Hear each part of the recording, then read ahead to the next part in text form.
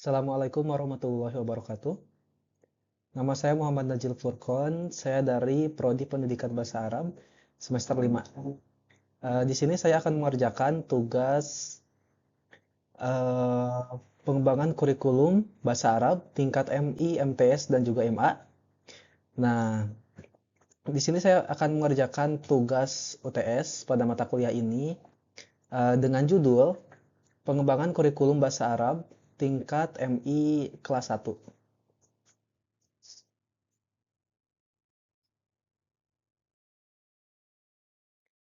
Nah, langsung saja ke rumusan masalahnya. Nah, yang pertama itu adalah pengertian kurikulum, yang kedua adalah komponen kurikulum pembelajaran bahasa Arab, kemudian yang ketiga adalah landasan kurikulum pembelajaran bahasa Arab, dan juga yang keempat, yang terakhir, materi inti, yaitu pengembangan kurikulum pembelajaran bahasa Arab di Madrasah Ibtidaiyah pada tingkat kelas 1.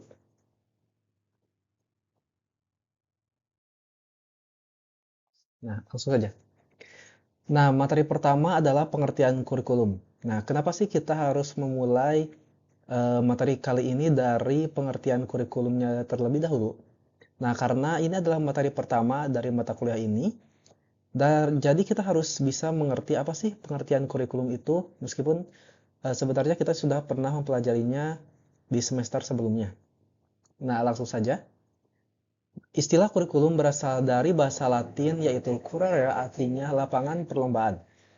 Nah, sedangkan dalam bahasa Inggris itu disebut juga curriculum, yang artinya adalah rencana pelajaran atau kurikulum. Nah, sedangkan dalam bahasa Arab sendiri, istilah kurikulum tersebut lebih populer dengan sebutan al-manhaj atau al-manhaj al-dirusi. Nah, kata al-manhaj sendiri secara etimologi artinya al-torik, al-wadih atau jalan yang terang dan jelas. Nah, itu adalah pengertian dari kurikulum.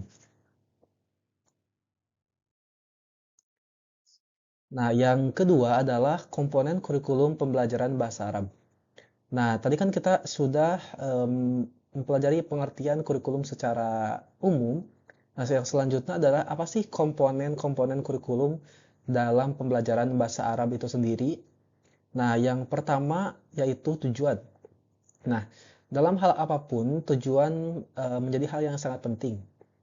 Nah, tujuan kurikulum pembelajaran bahasa Arab itu sendiri adalah memahami bahasa Arab secara fasih dan juga benar, dan mendengarkannya dalam konteks lisan, berdialog berbahasa Arab, dengan cara berkomunikasi langsung, membaca bahasa Arab, dan memahami maknanya, menulis bahasa Arab dengan benar, sedangkan tujuan khususnya adalah mendengar, berbicara, membaca, dan juga menulis.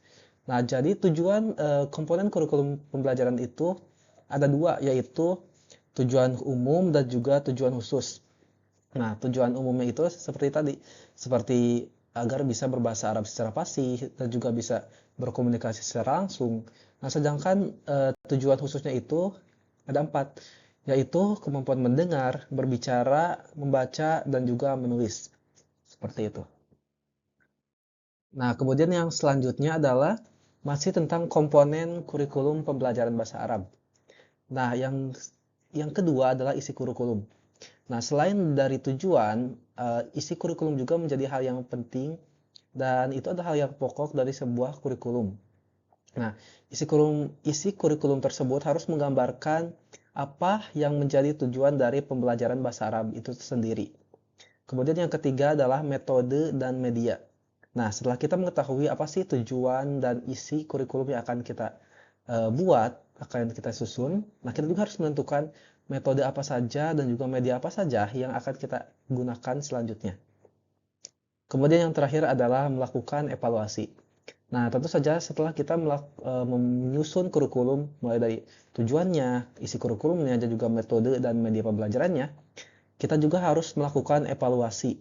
Nah, evaluasi itu sendiri selain untuk mengetahui apa saja kekurangan dari pembuatan kita, kurikulum kita, dan juga bisa menjadi sebagai landasan untuk pembuatan kurikulum yang selanjutnya. Seperti itu. Nah, yang selanjutnya adalah, nah tadi kan kita sudah mempelajari tentang pengertian kurikulum, kemudian komponen-komponen apa saja yang ada di dalam kurikulum. Nah, selanjutnya adalah landasan pengembangan kurikulum pembelajaran bahasa Arab. Nah, tentu saja dalam sebuah kurikulum harus punya landasannya. Karena landasan itu sendiri bisa dijadikan sebagai pijakan dalam penyusunan kurikulum tersebut.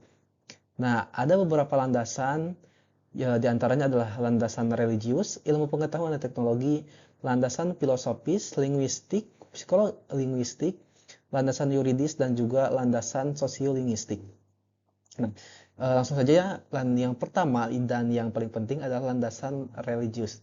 Nah, tentu saja kurikulum juga harus memiliki landasan religius karena ini merupakan hal yang sangat penting dan yang paling mendasar. Nah, apa sih landasan religius dari pengembangan bahasa Arab, pengembangan kurikulum ini? Ya, tentu saja landasan religiusnya yaitu Al-Quran dan juga hadis. Nah, kemudian yang selanjutnya adalah landasan ilmu pengetahuan dan teknologi. Nah, tentu saja dalam pembuatan kurikulum juga harus berlandaskan pada kemajuan ilmu pengetahuan dan teknologi.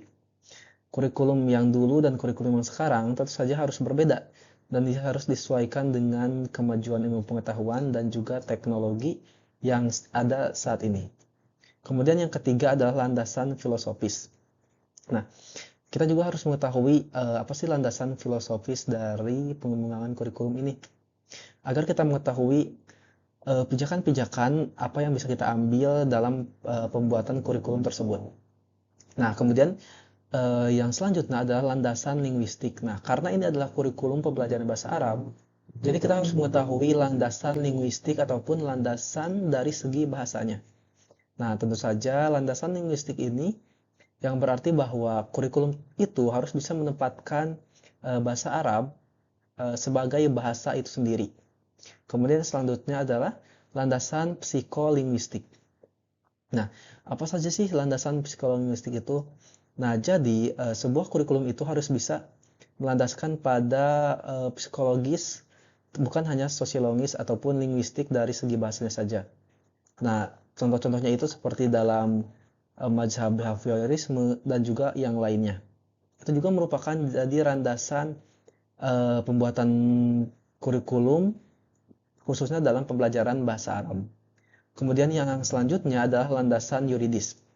Nah, selain dari landasan religius, keagamaan, filosofis, dan juga psikologis, harus juga ada landasan yuridisnya ataupun landasan hukumnya. Nah, bukan hanya pengembangan kurikulum saja, tentu saja banyak hal lain juga yang memiliki landasan yuridis ataupun landasan hukumnya. Karena kita merupakan berada di suatu negara yang memiliki hukum ya. Nah, kemudian yang selanjutnya adalah yang terakhir dan juga merupakan hal yang paling penting yaitu landasan sosiolinguistik.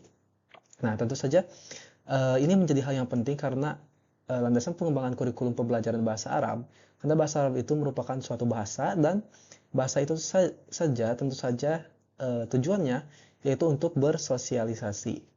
Nah, itu juga merupakan jadi pengingat sebagai landasan dasar dari pembelajaran bahasa itu sendiri, yaitu untuk berkomunikasi.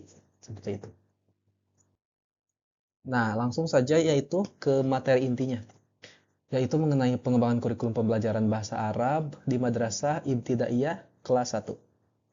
Nah, pengembangan kurikulum pembelajaran bahasa Arab sangat penting untuk dilakukan agar proses pembelajaran menjadi lebih berkualitas, sehingga dengan pengembangan kurikulum, tujuan pembelajaran, isi, metode, dan media, interaksi, dan evaluasi, pembelajaran bahasa menjadi jelas, terarah, dan juga menarik.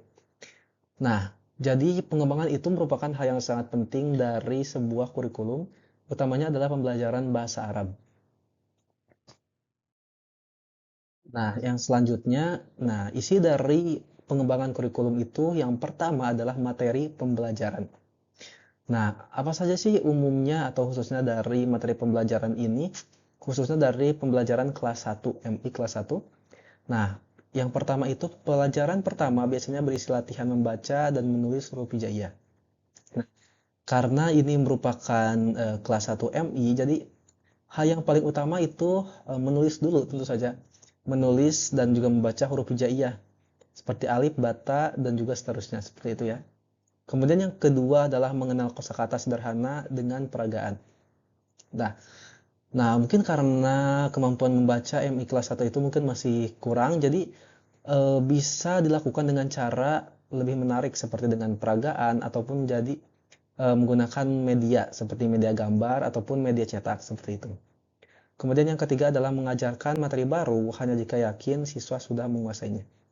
Nah, jadi sebelum kita memberikan pelajaran baru atau materi baru kepada siswa, kita harus bisa yakin bahwa siswa tersebut sudah menguasai materi sebelumnya. Seperti contohnya, ketika kita mau memberikan kosakata yang baru, maka kita harus bisa yakin bahwa siswa tersebut sudah menguasai kosakata sebelumnya sebelum diberikan kosakata selanjutnya. Nah, yang keempat adalah latihan menulis di buku catatan. Nah, tentu saja selain dari latihan membaca, menulis huruf hijaiyah, kemudian mengenalkan kosakata sederhana, dan juga memberikan materi baru, kita juga harus bisa memberikan latihan menulis, yaitu di buku catatannya masing-masing, agar kemampuan menulisnya juga menjadi bertambah, dan mereka juga bisa mempunyai catatan masing-masing untuk dibacakan lagi atau dipelajari lagi di rumahnya. Dan juga bahan buku catatan ini juga bisa menjadi bahan evaluasi bagi guru untuk melakukan pembelajaran sesi selanjutnya.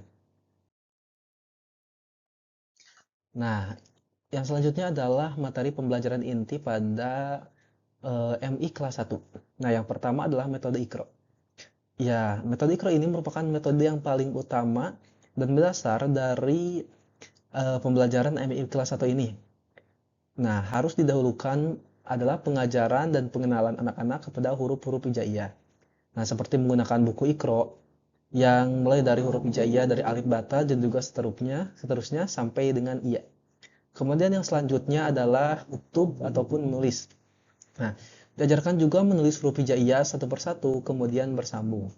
Nah, siswa juga harus diajarkan dari menulis angka atau huruf hijaiyah dari alif seperti itu, kemudian ba, ta.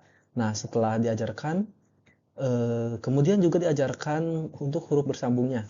Contohnya bagaimana menulis bahasa kitabun, bagaimana menyatukan kaf, ta, alif, dan ba itu ke dalam satu kalimat seperti itu, satu kata. Kemudian yang ketiga baru diajarkan mufradatnya. Nah, diajarkan mufradat sederhana dan biasakan dengan media yang menarik bagi siswa. Nah, seperti yang dikatakan tadi bahwa mungkin anak-anak kelas 1 itu masih belum atau kurang dalam pelajaran membacanya, jadi juga harus diberikan media ataupun alat peraga yang menarik minat siswa tersebut. Nah, mungkin segitu saja materi yang bisa saya sampaikan mengenai pengembangan kurikulum di mata pelajaran bahasa Arab di MI kelas 1. Sekian presentasi saya, mohon maaf bila ada kesalahan. Yang benarnya datang dari Allah, yang salahnya itu datang dari saya sendiri selaku manusia. Terima kasih. Wassalamualaikum warahmatullahi wabarakatuh.